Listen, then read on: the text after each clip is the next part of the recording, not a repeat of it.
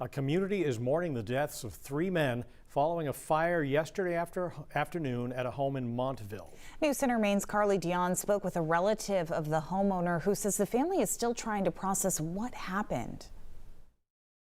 My cousin was a very joyful person, big laugh all the time, a fantastic cribbage player, loved his family very much. Bill Nichols is talking about his cousin Stuart, who he says everyone knew as Nicky.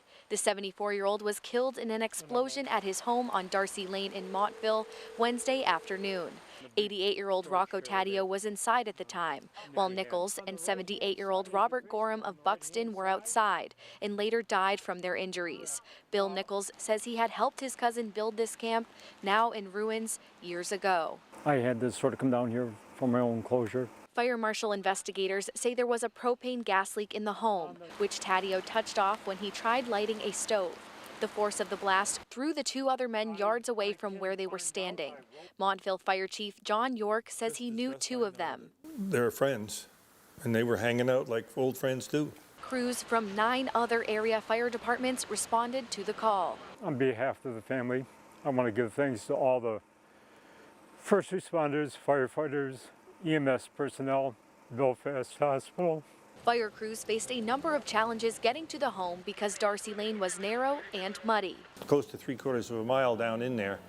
To get the ambulances in, it's a logistical problem. We're very sad right now and hoping we can get our community back on its feet very soon. Montville Fire Department Public Information Officer Karen York says the department is doing what it can to support the families and its community during this difficult time.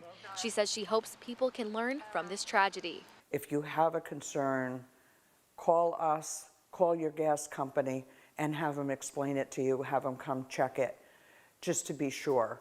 In Montville, Carly Dion, News Center, Maine.